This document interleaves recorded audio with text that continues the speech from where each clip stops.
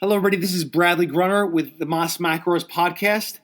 Today, I'm joined here with Stu Yellin, former WNBF pro, and new WNBF pro Mike Raganella, and we're here to discuss things that we've done in the name of bodybuilding.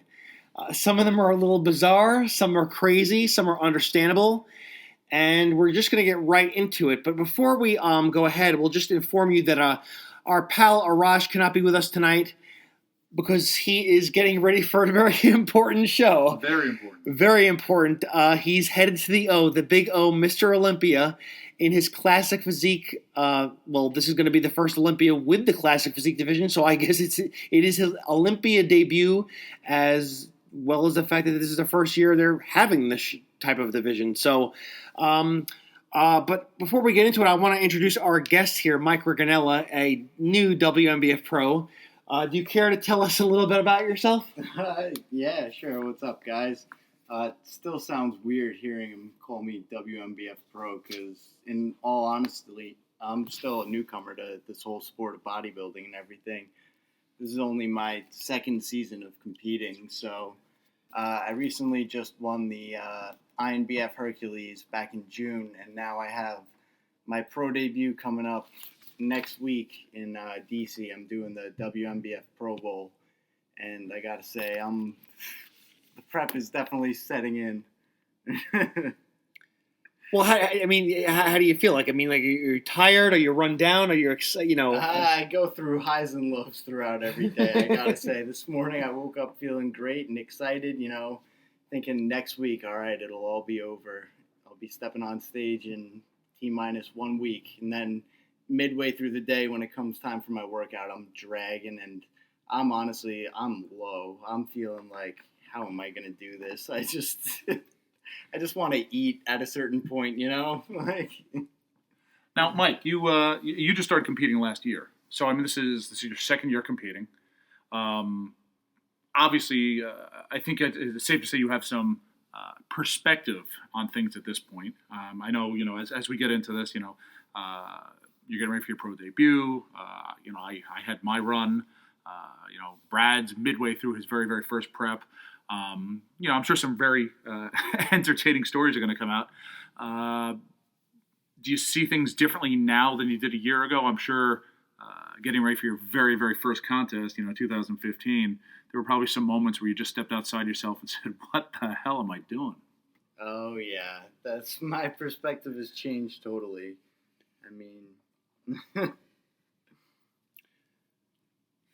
That's it. No stories. We're gonna get into the stories. We're gonna get into it. You know what? Let's get into it now then, because the experiences you're going to tell us are related to the topics we're going to discuss today. So before we go into this, right? We want to distinguish here when we say the term "in the name of bodybuilding." Let's distinguish here, right? Okay, when we say in the name of bodybuilding, I do believe that it takes some discipline and effort to have a nice physique, to look like a bodybuilder. Maybe you don't compete, but you have the bodybuilder type of look. That takes some work, right? But let's face it here. If you're just a recreational bodybuilder or a guy who goes to the gym, there's a lot of flexibility in your life. You have to miss a workout, you miss a workout. You miss a meal, you miss a meal. You cheat on your diet, you keep your body fat a little higher than the next guy. That's fine. If you're a perma bulker, if you're a perma bulker, you're the big guy in town who slings the heavy weights around, and that's fine too. But Stu, Mike, we all know, and I'm halfway through my first prep ever. It's an eye-opening experience, as I will discuss with everybody. But we all know that being a gym goer or a perma bulker is not the same as getting down to contest-ready shape. So there are going to be intrusions and restrictions in your life that we were going to get into. So it's not the same, people, actually. It's not the same as just going to the gym and being, so-called Jack or Diesel.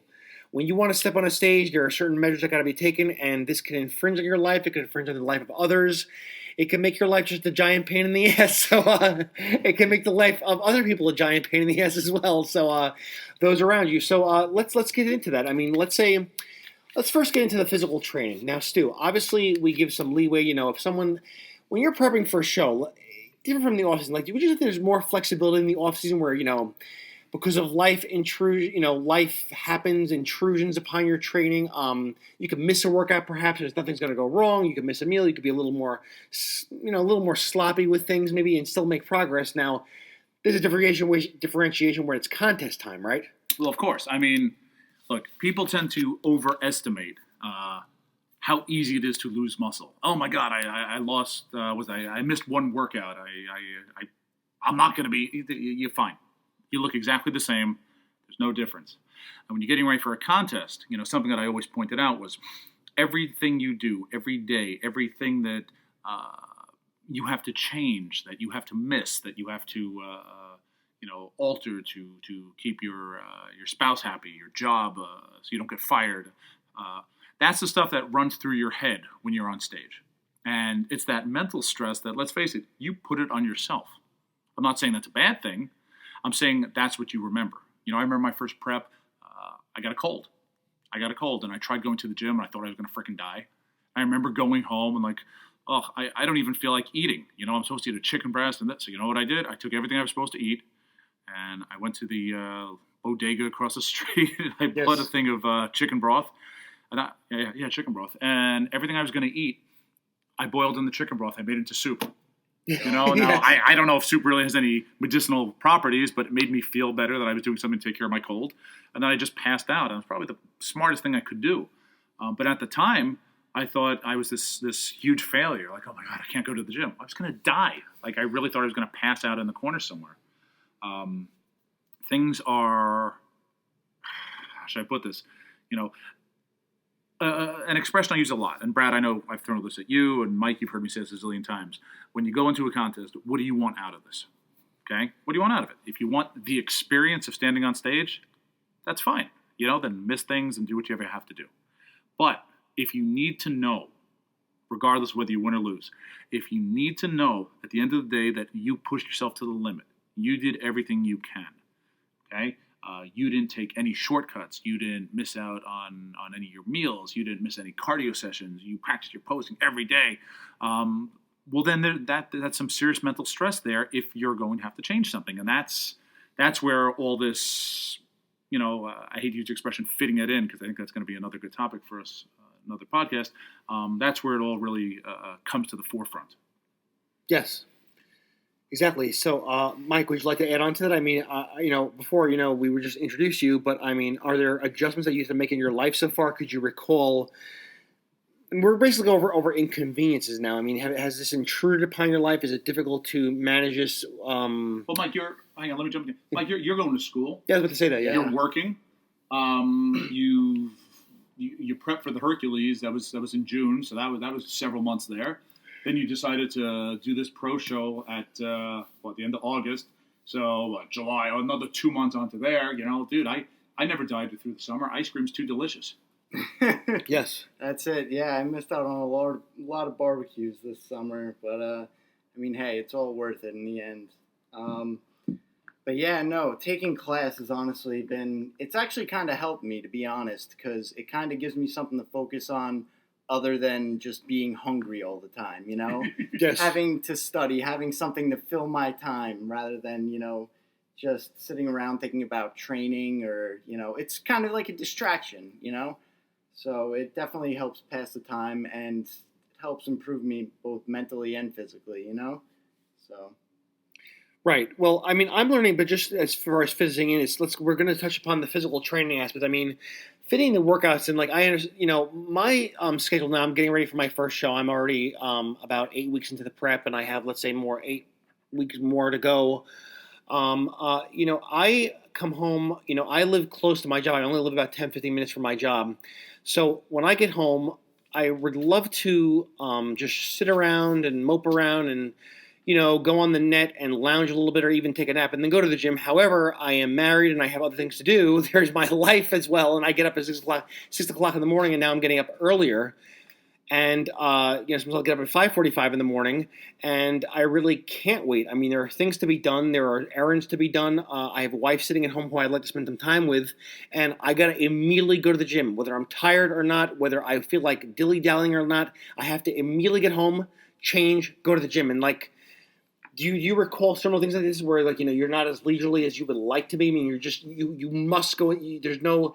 It's very unforgiving, the schedule. You know what I'm trying to say? I've got to say, a few times there have been nights where I just have not slept well at all, and I'll find myself taking a quick 20-minute power nap in the parking lot of the gym. Okay. I literally go there, I recline my car seat, and I put my hat over my head, and I just sit there and sleep for about 20 minutes, Right. whatever I can. The car is a safe place. I was telling Brad earlier how, years ago, I was teaching at a different school, and I had a parking spot right near the building, and I had like 2 classes in a row off. And I remember going to my car and seriously just reading Flex magazines, just keeping my head focused on, okay, you're hungry, you're tired, your work can't suffer. This is how you pay your bills. What would Jay Cutler do? What would Dorian Yates do? Just keep your head in that space. Right. And the thing is, we're not like, okay, I don't want to talk here, Stu. I have these disclaimers sometimes. I'm not here to bash people. However, Bash. Okay, bash. Okay, people fine. Are tuning in to hear Stu, there are guys out there who live for the gym, right? They're not going to be a pro bodybuilder making 6-figure contracts. Mm-hmm. They're not Jay Cutler. They are not Phil Heath. They are not Ronnie Coleman. They're not going to have a huge business centered around bodybuilding, okay? They're just... Could we call them bums? Could we call them gym bums? What are we going to call them? We're not like that, though. We're not guys who have this hobby and let the hobby take over, and then we got a YouTube channel in which we engage in all kinds of bullshit and live in a basement somewhere or live with our parents until our YouTube channel takes off. I mean, we're not like that. I'm trying to say, we got Mike going to school. You're a teacher. Me, I'm working in healthcare full time as a dietitian in a skilled nursing facility. If our boss asks us to do something and like stay a little later, like 1 or 2 hours later at work, you can't say no.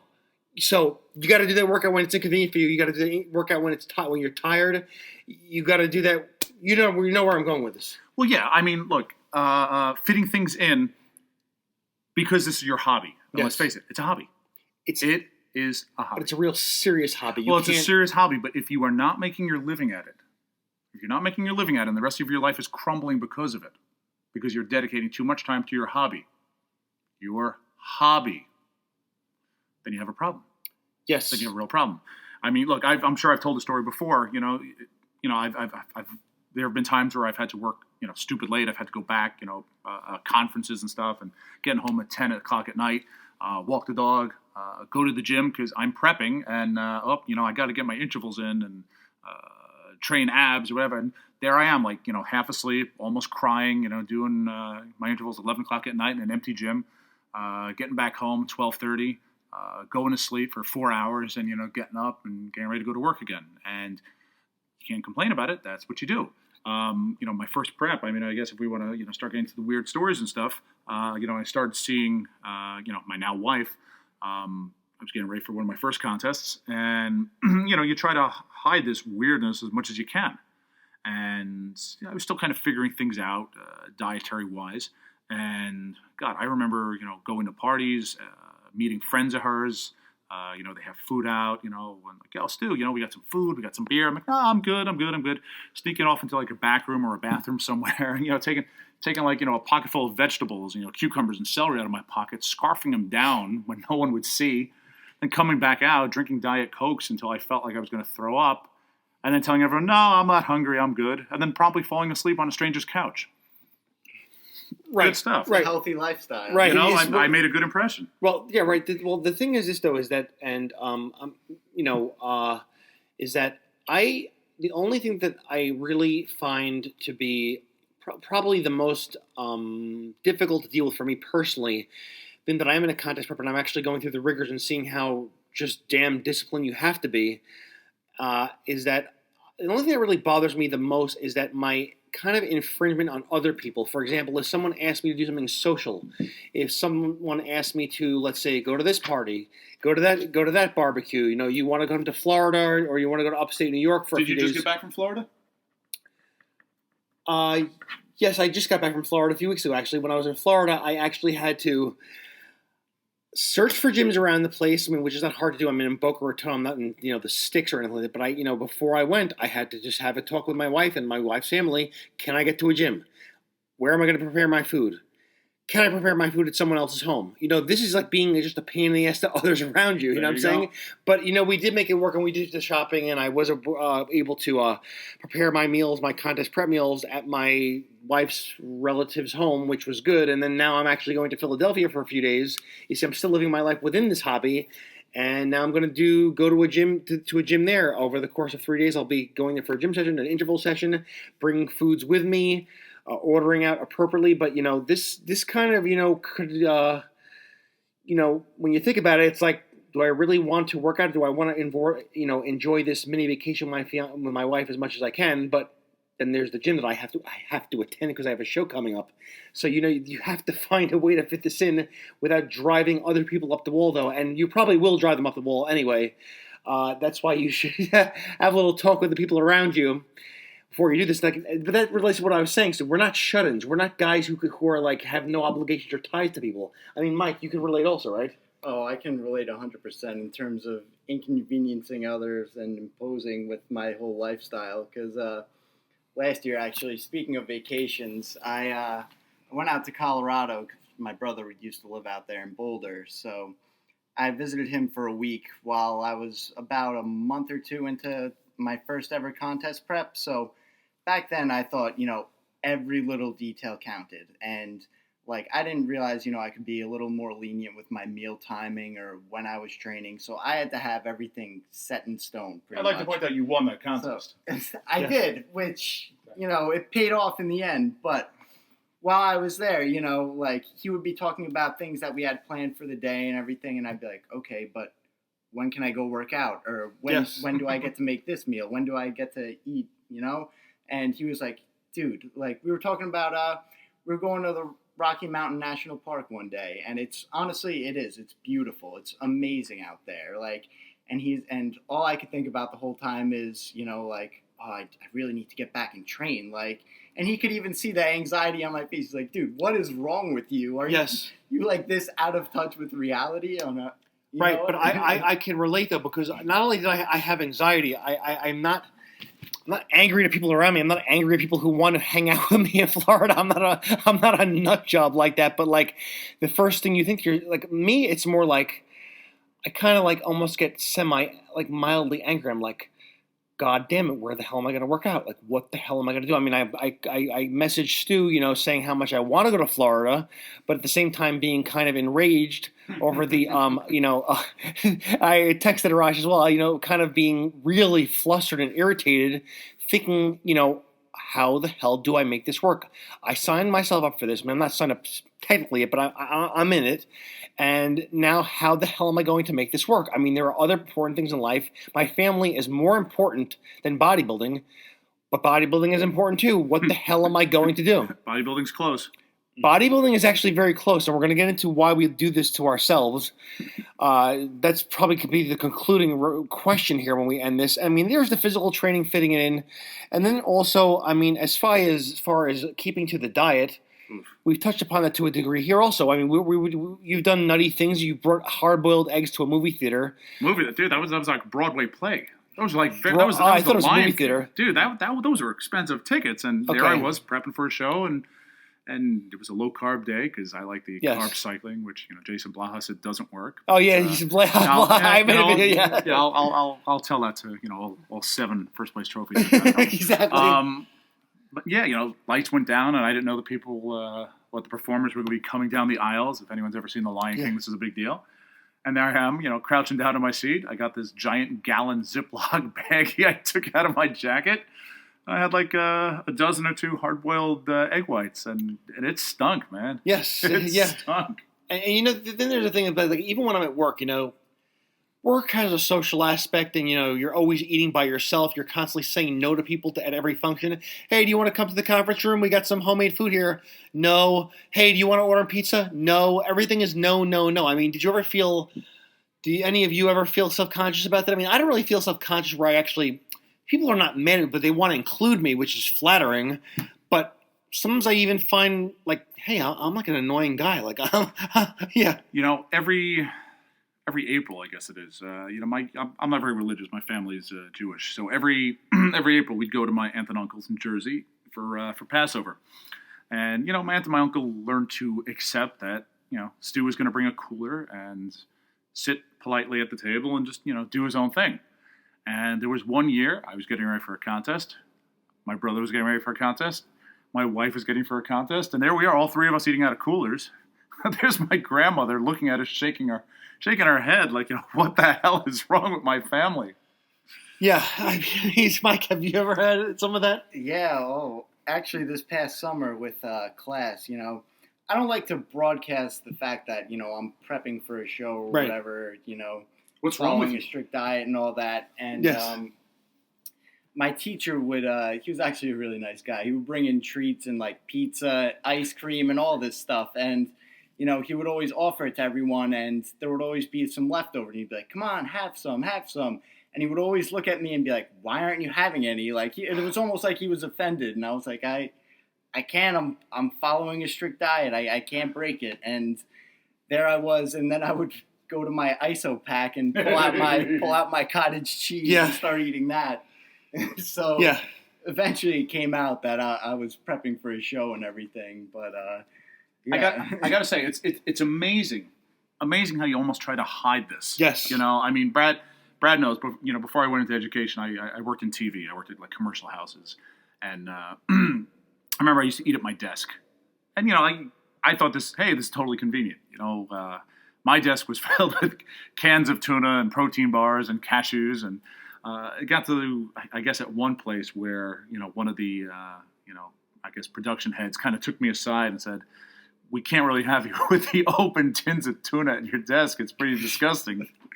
So I, put a can of tuna in my pocket, have a can opener in my other pocket, go to the men's room, crank that can open, shove the entire can of tuna in my mouth, rinse it out, dump it in the trash, walk back chewing, 3-5 ounces of tuna, keep my mouth shut so no one smelled it, and, go back to work like nothing happened. Yes. Perfectly normal, right, Brett? Exactly. I mean, I just also hide it also, and this is part of it, is that I don't know if you've experienced this, but people around me, many people have shown their hatred of this hobby. I know people who find this to be a detestable hobby. They're not fazed by a muscular physique, and they actually find the whole hobby pointless and hateable. Now, I don't know if you two have that expressed towards you, but there are some people in my life who have said, I hate your hobby. Your hobby is hateable. My mom hates it. I have other family members who think it's have used the word retarded. They've said the word stupid, waste of time, right? Well, yes. If you were to ask me 2 years ago about this, I honestly probably would have agreed with them, because I never saw the reasoning behind this. I always thought it was just a bunch of guys getting up there in Speedos, fake tan, just showing off how good they look, and they're all juiced up and everything. You mean it's not? Yes. It wasn't until I actually watched like a few documentaries and heard some real bodybuilders, talk about the process and everything, and all the hard work and dedication that goes into it and towards building the ultimate physique and everything, that I really was intrigued by it. Right. I see. Exactly. I mean, and then, there's the social aspect of it also, and we're just trying to really get this through to some of you, that hopefully is that maybe if you're thinking of competing, or you're very young and you, look up to bodybuilders like I did. Like I remember Stu, we discussed in previous podcasts that, I'm not an IFBB pro. I'm not going to be a household name, or any of us. I mean, is a WNBF pro going to be a household name? I mean, I look up to the sport, but let's face it, we're not famous. We're not household names. I mean, I don't think Jay Cutler's a household name. However, it's very important to me, and I've been looking up to people, since I'm like a kid. Meaning, before I went to a gym, I was looking at photographs of the old school guys from the 90s and late 80s, like, Akim Albrecht, Mike Francois, Jean-Pierre Few. Albrecht is following us on Instagram. Yes, yes, exactly. He's following us on Instagram. Like out of the blue, he started liking yours and my photos. Yeah, and it's like I have this kiddish feeling. I'm like, Akim Albrecht is following me on Instagram. Mike Francois added me on Facebook. I got very excited. Oh yeah, exactly. The thing is, I looked up to these men. I didn't know what bodybuilding was. I didn't know if there was fame. I didn't know if there was a guy who was just a regular guy who happened to be an IFBB pro, which a lot of them are just regular people being IFBB pro. So it's like, I looked up to them as if they were like heroes, like they were like my Michael Jordan. You know what I'm saying? So it's like, for me, I'm like, well, I'm not going to be one of them, but now I'm going to do a show. Now I'm going to like do the thing that I always spoke about. And to me, it's really meaningful, and no one else is going to relate. Maybe you will, but to me, it's like one of the most meaningful things in my life. It's not as meaningful as another milestone, like let's say my wedding. It won't be the same thing as buying a home, but to me, it's up there. However I place, and if it's important to me, it's freaking important. But do any of you guys, that hit home with you? I mean, like, as far as you could actually finally call yourself a bodybuilder, you know, you were in this culture. You were no longer like this dude who fought all bodybuilding. Like, now you're like, I'm a fucking bodybuilder. You know what I'm saying?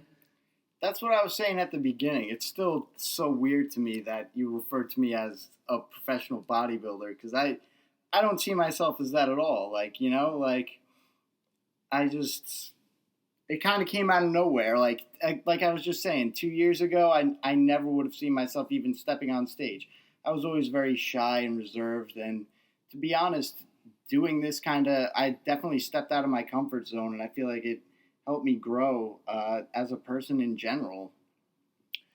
Right. I mean, I'm finding that also, like, I've grown in some areas also, but I think that being that I had to be so cognizant of my time management, that I'm getting more things done in general. Like, I thought that maybe it would take up so much of my time that I wouldn't be able to get more things done.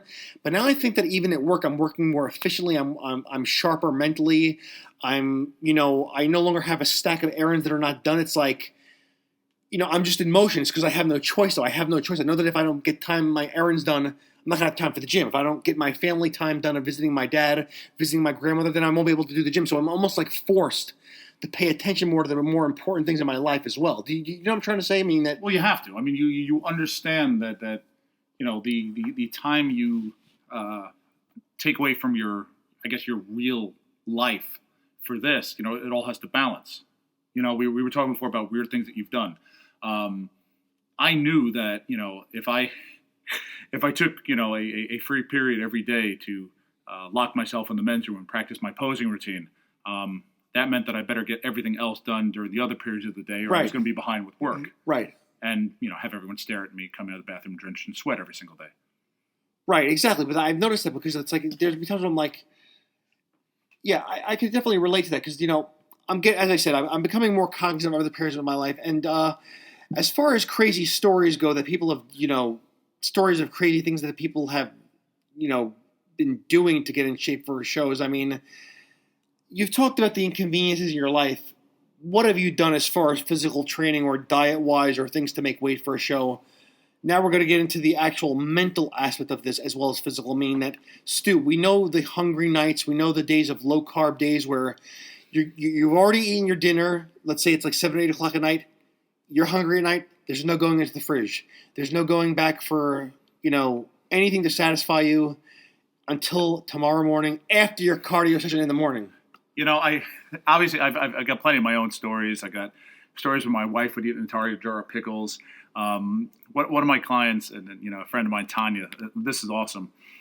This girl trains and is committed to any prep, probably harder than any guy I've ever coached. And I remember her calling me up once. I guess she had gone out in the city with a bunch of friends. And she tells me the story how she ran into a supermarket or like a little corner deli and bought a head of lettuce and had covered it with mustard and just like ate it like an animal in an alley. And I mean, every time I talk to her, I just bring this up because the image is just so hysterical. My own and my friend Phil. Phil Yes. is Phil Swing, great bodybuilder. WNBF Pro, Muscle Mania Pro. He's competed in the NPC a bunch of times. He's a former chef. So obviously he's got a little privy into information that we don't typically think of. For everyone who says, well, I could eat out, to a degree. And I've done that myself. But, after you get to know Phil and you get to hear, well, you can't even get a chicken breast at a diner because they soak them in dressing overnight and this and that. And, you get all that panicked in your head. So I remember it was me and my wife and a bunch of friends, and we had gone to, I want to say, the Book of Mormon when it was still in previews. It was great. It was an awesome show. It was, but we were in like the theater district. We come out, and I'm prepping, and of course, don't draw attention to yourself. No Instagram. I'm not telling every single person within earshot how I'm doing a contest. Yes. 50 selfies a day. Everyone's starving. We go to this diner. I ordered just a plain greens salad. Everyone's kind of looking at me like he's got to be starving. Waitress brings it, and as she's walking away, I reach into my pocket. I pull out my own chicken breast I had been hiding there and just drop it into the bed of lettuce like nothing's weird. And just, keep chatting, conversation, and again, trying not to draw attention to what the fuck I just did. Exactly. Yeah, that's crazy stuff. I mean, do you have any crazy? I mean, but talking about physical pain as well. I mean, you told me that you're practically crying sometime from the hunger or just doing cardio. You know what I'm saying? Well, dude, there are times where you honestly feel. I mean, you're pushing yourself to that freaking limit. Yes. I mean, I'm sure we could talk about the whole mental thing. Jesus. The first contest I ever did, there were times where I was thinking, why did I agree to do this? Yes. Like this is horrible. I remember laying in bed, starving, almost tears in my eyes, thinking, I can't back out. I got to see this through to the end, and I need to know that, I didn't take an easy way out. I didn't take a shortcut. I suffered, I earned, and however I come up, I come up. You're talking about things you physically did to get there. When I was competing, I was always right on the cusp of middleweight and light heavy. And I knew, especially as I got leaner, my stomach will distend, even if there's not a lot of food in it. I wake up in the morning, flat stomach. I eat something, it sticks out a little bit. So I always had to be very, very careful as the show got closer. And I mean, there were times where it's like I would intentionally try to give myself food poisoning. I one time. That's crazy. Oh, but dude, I remember I bought this thing of it was like chopped spinach at BJ's Wholesale Club, and every time I cooked with it, I got sick. I was in the bathroom. I was like just sick. Just I'm not getting into the details here, but got to the point where I told my wife, "Don't eat that." Yeah. But I kept it. Anytime I was having trouble, wow, I'm not getting a weight drop this week, I'd make an omelet. I'd throw in a bunch of that spinach. Horrible, dude. It's insane. Someone should lock me up. Well, Mike, what have you done? What have you done? All right. Well, since we're talking about making weight here, this is something I don't like to openly talk about. But so let's put it online. Talk about little secrets here. So secrets of the pros. Mike. I'm always on the cusp. I'm usually low 150s, and honestly, obviously you stand a better chance if you're at the higher end of a weight class rather than at the low end of a higher weight class going up against guys that are 15 pounds heavier than you. So for one of my shows, I was teetering. I was around 150, 151, and I needed to be under 150 for the weigh-in that day. So it could go either way. It depends on how the carb up goes. When you're talking that close, it comes down to anything. So okay, I heard this idea from a fellow bodybuilder, and he said it worked. So I brought it just in case I needed to use it. So, and we're talking about a suppository here. Yes. Just so get one quick bowel movement, get it out. Empty out your system, and hey, that could be the pound right there. That could be the difference between making bantam and lightweight. So, wake up the morning of the show. I'm weighing in at 150.5. So I'm like, all right, half a pound. I really don't want to do this, but got to do what you got to do. Hey, half a pound. It could work. So I do it, wait 15 minutes, and what do you know? Magic bowel movement. Go back to bed for another 15, 20 minutes, get back up, and then weigh myself again. Oh, what do you know? 149.5, under that 150. Made weight. Not proud of it, but I made weight. Yeah, well, it's when it comes down to it, I mean, this is not unheard of in certain sports that are if bodybuilding is a sport versus a show is another topic as well. But in certain physical endeavors, people have done this. Wrestling. People have done kind of crazy stuff to get into a weight class. But here you have it from the horse's mouth of what people do. I'm still only halfway through a prep. I've done nothing crazy yet. like I said, not too proud of it. Yeah. All I'm doing is Whatever it takes. Overall winner, new pro. Yes. All I'm doing right now, that's nothing crazy, is carb rotation diet and some cardio. So that's all I got to say for now. And let's. But what about when you go up a flight of stairs, Brad? Yeah, flight of stairs. I've also come to realize that this will get to my. It's good to probably hear from a newcomer to this. Is that some of the things that I've been experiencing? Is that I have been experiencing sometimes, really fatigued, just like out of sorts, extremely drowsy, where I've called Stu and Mike up and I'm like, have you ever felt like this? Have you ever felt so drowsy you don't know how the hell you're going to get through a day? How the hell am I going to get through this back workout? How the hell am I going to do this leg workout? Walking around with rubbery, wobbly legs all day that they feel that they're going to give in, and even, let's say, have a hard leg workout where you really push yourself and you're sore the next day and just doing your intervals even though you're sore, getting through it, getting off the damn bike or finishing a run, and you're just shot. And it's also a low carb day, by the way, so there's no satisfaction at the end of the day, and you just feel like crap. And I've gone to bed sometimes feeling kind of almost like in a sad, dark mood of some sorts. Like, am I going to be okay? I'm trying. That feeling like you go to sleep. You're like almost like you're a little kid. You're like, am I going to be okay? I don't feel good, right? You know what I'm trying to say? Yeah. I know I'm in the thick of things whenever I see a staircase, and I'm just instantly filled with this sense of dread. But not only that, I'm very friendly to coworkers. My coworkers might even tune into some of my videos. They actually have, and I just notice myself sometimes I'm like a little agitated, a little less patient sometimes, and a little more monotone in my voice, and it's taking some toll on me mentally. I've called up Stu sometimes with a lot of concerns. Have you had this ache before? Even this is something in the name of bodybuilding. I've got to become so goddamn picky with my training that I'm going over the form of exercises with Stu. I'm like, well, I did my rep like this, and I'm doing my bent over rows like this, and I'm doing my dumbbell benches like this. Is this the way you're supposed to do it? I saw Jay Cutler do it like this, and you guys can relate to that also. My view is that I've gotten so crazy where it's like, we've gone over where you don't get a workout back. Now I'm like, you don't get a rep back. It was a sloppy rep. You know what I'm saying? And you don't get it back. You're like, you want to do every little thing that will just give you the whole fucking package, so to speak. Part of my French, right? Well, I think when you reach a new level of obsessive compulsiveness when you start looking at where your contest is, how many weeks away, how many chest workouts you have between now and then, and you start thinking, okay, chest is my weak point. I only have 8 more chest workouts. Can I do this? And that you really start micro managing everything. Yes.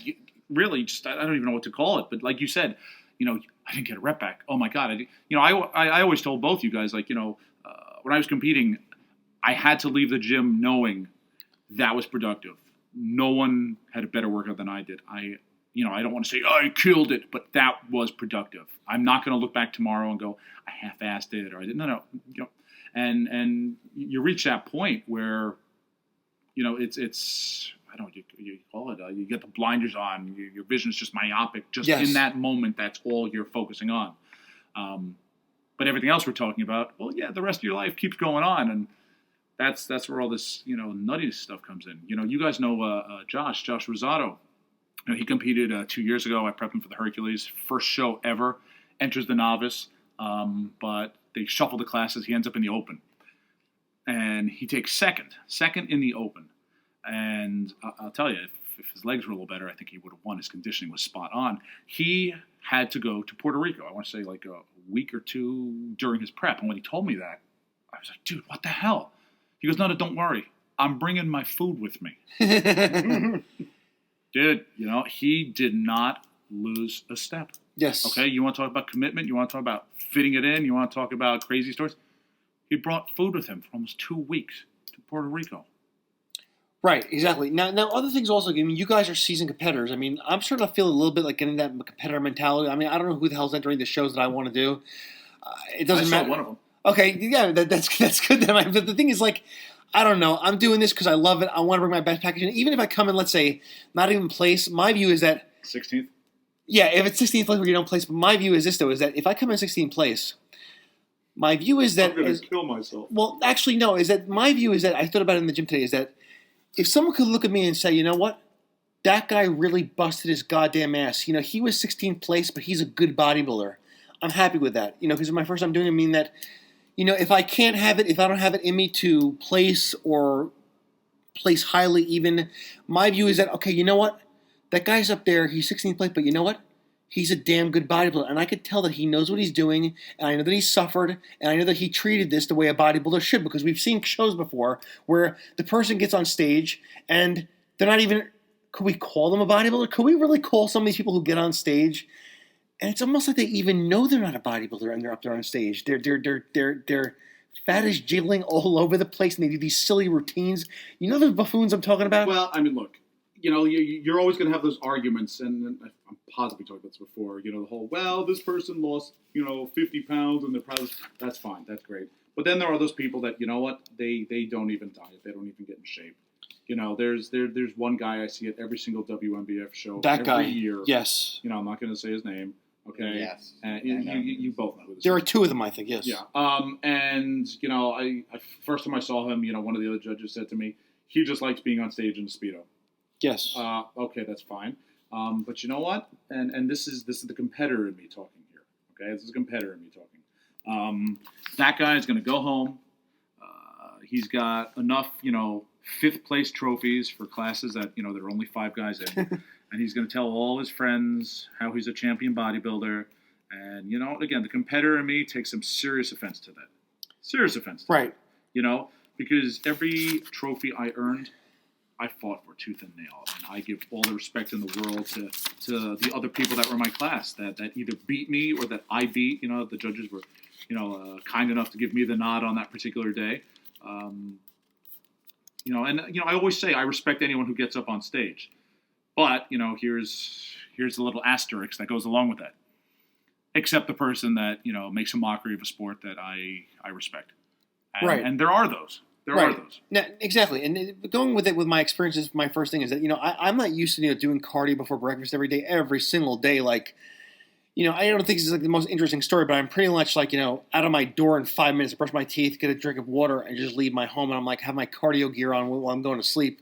You know, I got the t-shirt on that I'm going to like, you know, my tank top on. I'm like, okay, sure. You know, the shorts by my bedside. Okay, shorts on, sneakers on. I'm out. Like, no thinking, going outside like at 5:45 in the morning, like a freaking zombie. You know, I purposely walk up a hill, a very long hill that, you know, you use on Little Neck Parkway or, you know, Winchester Boulevard. I'm like, I'm not taking it easy. I'm like anal to the point where it's like even my cardio, my slow state cardio, steady state cardio is like, did I walk fast enough?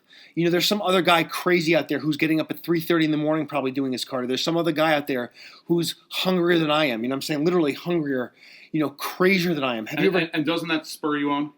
Yes. Doesn't that spur you on some sick way, dude? I Yes. told you the other day, I had a sign in my old apartment right next to my bed Yes. that I would see as soon as I woke up. Yes. As soon as I woke up. That alarm would go off at, you know, 4:30.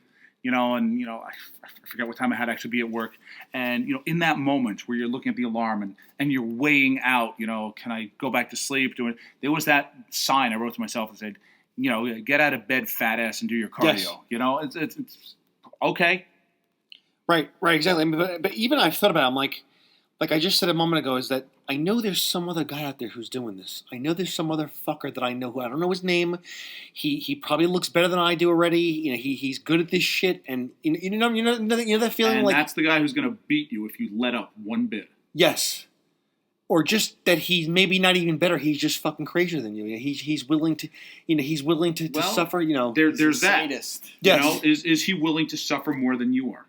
Right, exactly. That's one of the things also that keeps you going, right? That's what it comes down to. At a certain point, you just have to embrace the misery. You gotta.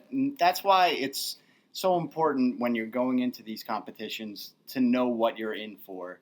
People always talk about loving the process and, you know, how enjoyable it is and everything, but the truth is, if you're really into it, if you're really dieting down to win a show, it's not all going to be sunshine and rainbows.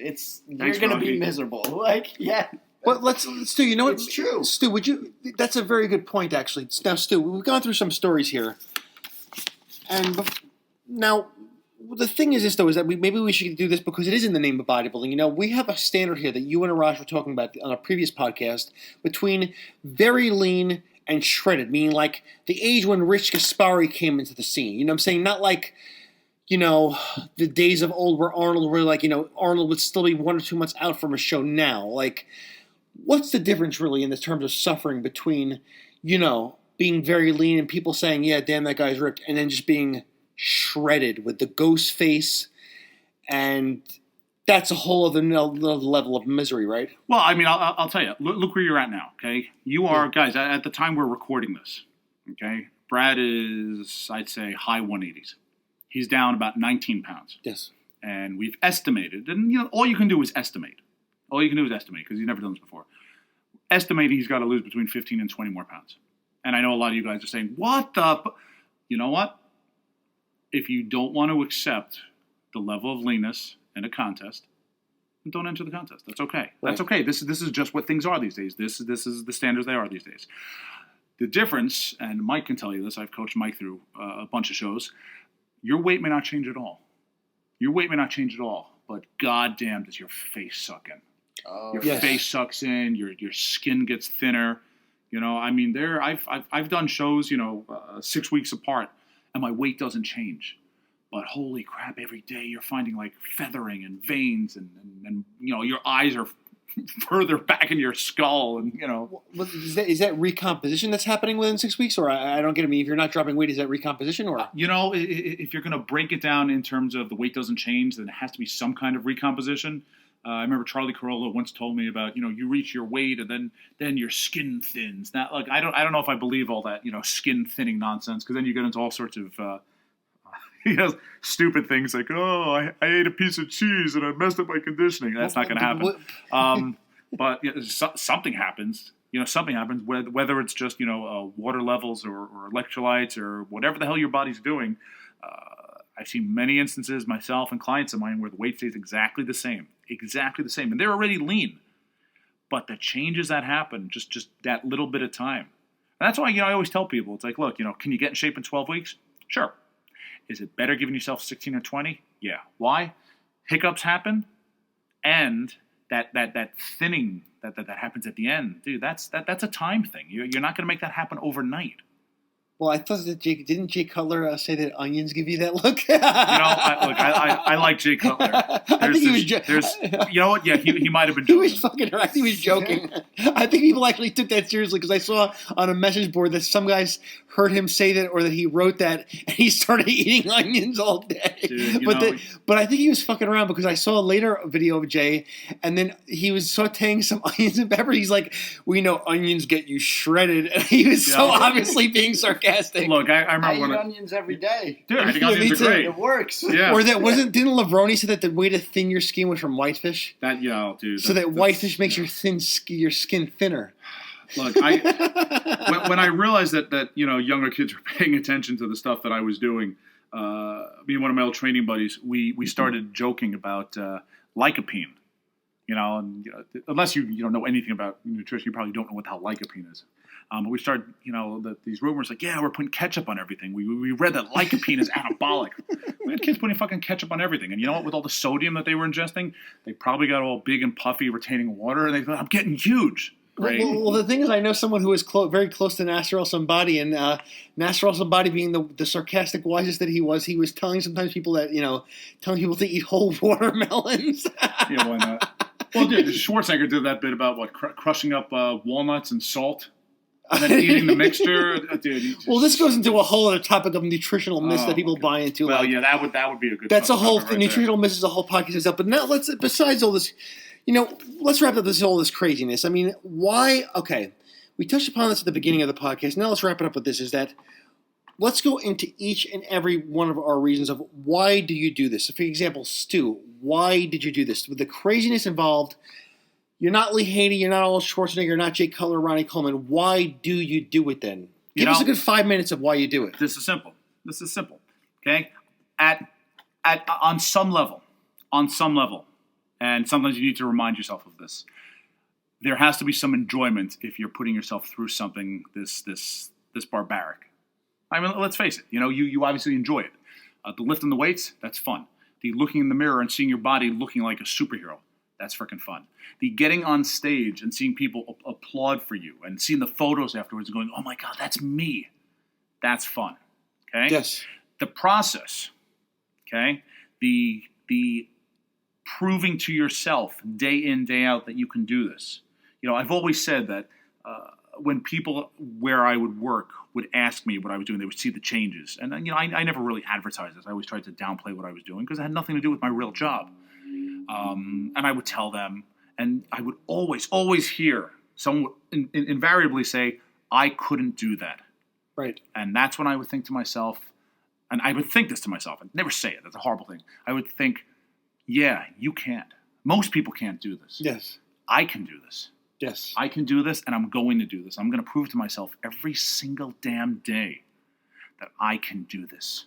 And that's what kept you going, that proving it to yourself, that thriving on discipline, the another day in the books where I did everything I could, and I am proud of myself, and I am holding my head high no matter what happens at that damn contest. Right. There's a very good reason, because I want to elaborate on when it's my turn. But Mike, why do you do this? Then why do you do this? Mike's got nothing else to do. He's he seems pretty busy to me with what he's trying to make of himself besides being a bodybuilder. I agree with Stu in the fact that you're challenging yourself to do something you've never done before.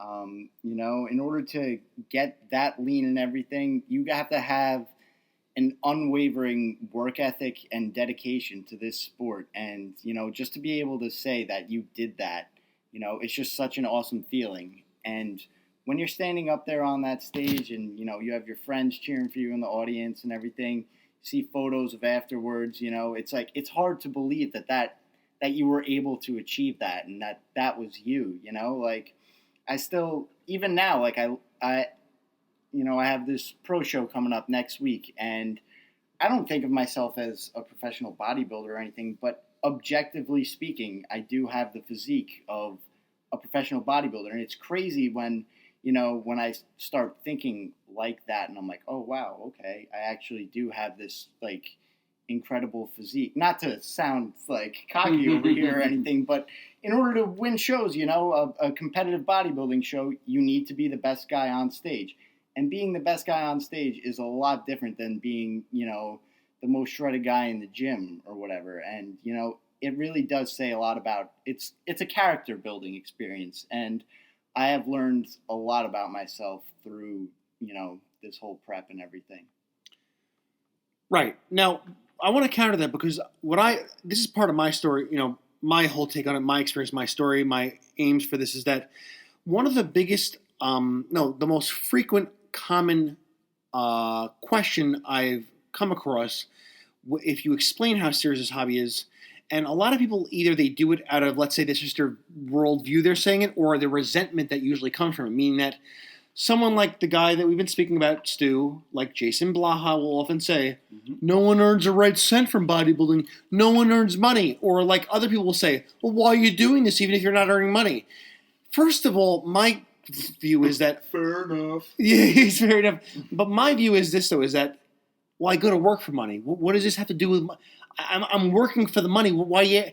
I mean, I don't want to start fighting people. My view, my counter question would be, my counterpoint would be, I work for my money. I'm doing this because I love it.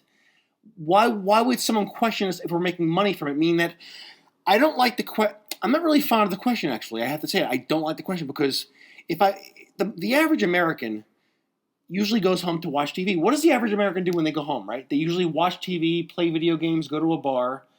So I don't understand the question because no one's earning money watching TV. No one earns money from gossiping on the phone. No one earns money from watching Kim Kardashian or The View. I could go on and on and on of all the mundane things that people do. I'm not saying bodybuilding is better than watching TV every day, but why would we get this question from the general public if the general public is doing things that are even more kind of unhealthy, actually, or just completely pointless? I mean, what we do has a point. I mean, it's actually purposeful recreation, whereas other people have purposeless recreation, and they're asking us, why do we do it if we're not earning money? It's a fair point, right? Oh, it's a total fair point, and if you're going to hate on someone for what they spend their spare time doing, really, their spare time, an enjoyable pursuit, doesn't hurt anyone, and that pursuit that you're finding fault with is something that you couldn't do yourself, then there's no way you're going to come across as anything other than a failed hater. And in the instance that the individual that you just brought up, well, that's what it is. It's very easy to hate on people who have accomplished things that you have tried and failed at. Right, exactly. Now, but Mike, have you ever gotten that question also? Why are you doing this? Why you're not earning money from it? I don't know why it comes down to the money thing. I don't know why everyone in America is money obsessed. Have you ever gotten that? I mean, I've gotten that question a lot of times, actually. I have, and honestly, it has gotten me thinking and everything, because I am still figuring out, my whole life with getting a career together and everything. But as corny as it sounds, bodybuilding has taught me a lot about my work ethic and my life in general, and kind of showed me that, if I really put my mind to doing something, that it is possible to achieve it. And in terms of setting goals like that, like now, it was last year after I did my first contest prep that I decided to go back to school. I'm now I'm looking to apply for a DPT program for 2017. And honestly, a lot of that just kind of stemmed off of bodybuilding, because, that was something that I thought about doing. And finally, one day I was like, you know what, screw it. Stop thinking about it and just do it. And I just hopped right into it. And, having challenged myself and set those kind of goals really helped me, in other areas of life as well. So I think, there may not have been a monetary reward in doing it, but in terms of personal growth, it was so worth it. Right, because what I've learned from here also is that, for example, when I was younger,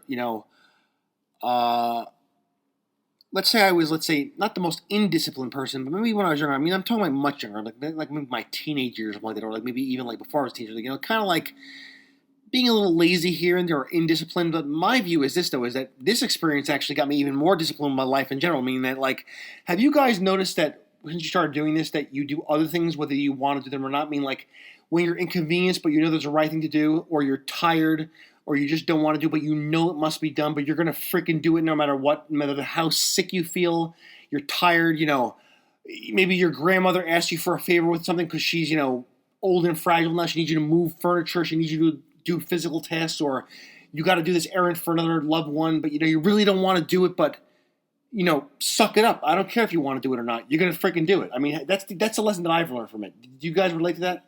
Absolutely. It 100% has helped me become more disciplined. And as you said before, one of the things that I'll always tell myself when, I'm dragging mentally or physically, I'll just tell myself, all right, suck it up. But besides the prep, let's say there's one day where you're tired, you don't want to study. Let's say there's one day where, like, if I just lean back a little bit, maybe I'll just pass the test, or but has it given you? I'm trying to get at mean that a man does what he doesn't want to do a lot of the time, but he does it anyway, right? Oh yes. Has it given you that lesson? Besides meaning that when your prep is over, you're not maybe you retire from bodybuilding or between shows. Has it given you the work ethic where you're going to do it whether you want to or not? Absolutely. Honestly, like going back to my first time around taking undergrad, I originally graduated in 2013 with a degree in communications and whatever. And since then, I've been doing personal training, but now I'm looking to find more of a stable career and everything. So I'm looking to get involved with physical therapy. And this time around, being a student, I got to say, I am 100 times more disciplined than I was back then. And a lot of it does stem from the discipline I learned while doing bodybuilding, Right, because I think that after, doing my shows, the few shows that I want to do, I think that I'm going to come up with something. I'm like, you know what? If I put myself through this much, and I did a lot of things that I really feel like doing, but it was a good outcome, whether I want to do it or not, I'm like, there's going to be another endeavor in life that I want to take on. I want to take on something else afterwards. Maybe it's something with my career. I mean, you people seen some of my YouTube videos, but I really want to expand on that when I have more free time and take on, dietetics clients for, disease or just getting in shape and stuff like that. And, taking that discipline over with me, and maybe even being, people tell me about the rigors of being a dad. Like, Stu, the rigors of being a dad, right? Oh, dude, I'm home for the summer. I get up at 6 o'clock, right. go to the gym, so I can come home, hopefully, before my son wakes up. But my experience, my take on neglectful dads. Has there ever been a time where you as a dad were tired and you're like, you know what? This is my son. I know what it's like to do things that are inconvenient. I'm going to fucking do it anyway, right? Brad, I'm tired every freaking day, man. But you do it anyway. You do it anyway. What's that? There's a line in the movie Gladiator. I love that movie. Where he's talking, was it Maximus is talking to his little, his servant? I don't know what to call him. And the servant says, sometimes I do what I have to do. Other times I do what I want to do. Right. There it is. Right.